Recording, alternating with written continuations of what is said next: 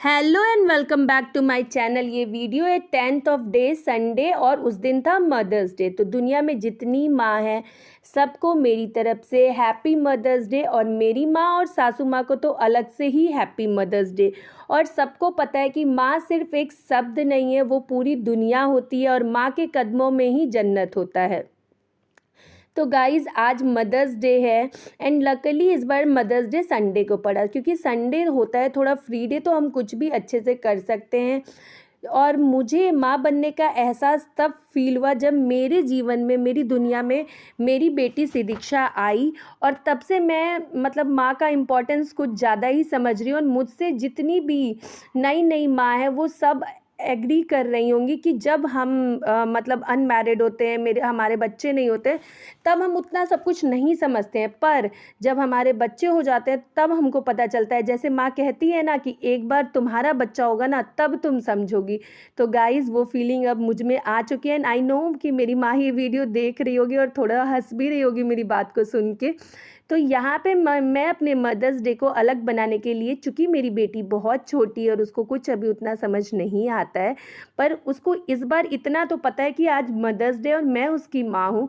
तो मैं उसको यहाँ पे इंस्ट्रक्ट कर रही थी कि बेटा चलो हम दोनों मिलके केक बनाते हैं। और सारे इंग्रेडिएंट्स वगैरह मैंने उसको निकाल के दिया एंड वो इतना इन्जॉय कर रही थी। एंड गाइज ऐसी एक्टिविटीज़ बच्चों को करानी चाहिए, इससे बच्चे इंगेज भी रहते हैं एंड उनका जो मोटर स्किल्स होता है, फाइन मोटर स्किल, छोटे छोटा काम करने का, वो बहुत ज़्यादा स्ट्रॉन्ग होता चला जाता है। तो यहाँ पे मैं जो भी उसको बोल रही थी, वो सोचो, वो जब जब एक बच्चा कोई इंस्ट्रक्शन सुन के उसको फॉलो करता है तो समझो उसका माइंड कितना अच्छा वर्क कर रहा होता है।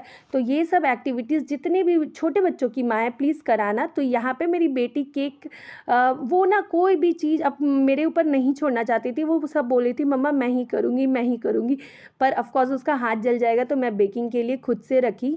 और यहाँ पे मैं बना रही हूँ एक बढ़िया सा आम पन्ना। गर्मी बहुत पड़ने लग गई है हमारे एरिया में, तो बहुत पड़ रही है, तो हमेशा मन करता है कि कुछ रिफ़्रेशिंग सा मिल जाए। तो मैं यहाँ पे कच्चा आम को पहले से लंच के टाइम में बॉईल करने को रख दिया था। अभी वो ठंडा हो गया तो मैंने उसको पील किया और उसके जितने भी क्या बोलूँ उसके जितने भी अंदर के रहते हैं, नाम मैं भूल गई हूँ, उसको एक्सट्रैक्ट किया, उसमें चीनी डाला, पल्प निकाला, चीनी डाला उसमें, फिर ब्लैक सॉल्ट, स्नो, पुदीना पत्ता थोड़ा सा क्रश करके डाला और बन गया। इतना मज़े का बना था ये ड्रिंक।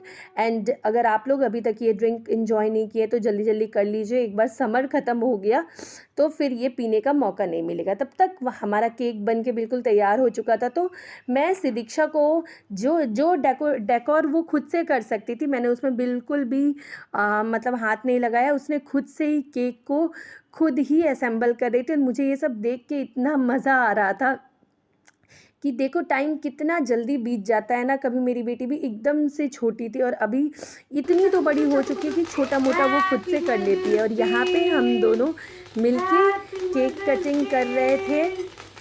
इन सच बताऊँ तो ये कैंडल जब मैंने जलाया था तो वो डर के पीछे भाग गई थी। फिर थोड़ा देर बाद नॉर्मल हुई, वो आगे आई और फिर हम दोनों ने मिलके केक कटिंग किया और उसको बहुत मज़ा आई। फिर आ जाती है अपनी मम्मी वाली काम करने को, हाउस क्लीनिंग एंड ऑल। और गाइस कल मुझे एक बहुत ही हैरान करने वाली घटना मेरे सामने आई। मेरे ही रिलेटिव में से एक रिलेटिव ने अपने सासू मॉम के का फ़ोटो लगा के और उसमें कुछ एक सैड इमोशनल सा पोस्ट डाला था। पर ये कोई बड़ी बात नहीं है कि हाँ मदर्स डे है, सासू मॉम भी मॉम ही होती है।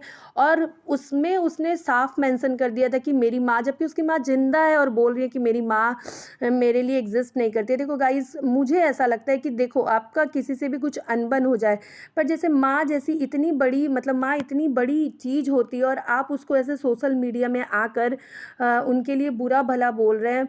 मेरे से तो ऐसा कभी हो नहीं सकता, मैं तो नहीं कर सकती, बट मैं किसी और से भी एक्सपेक्ट नहीं कर सकती। गाइस पता नहीं दुनिया में कैसे कैसे कैसे लोग होते हैं।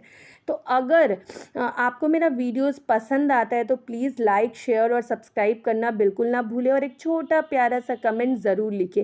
एंड हाँ, यहाँ पे मैं अपना कबर्ड वगैरह सेट कर रही थी और ये क्लीन होने के बाद मैं लास्ट में दिखाऊंगी कि मेरा रूम फाइनली कैसा लग रहा है।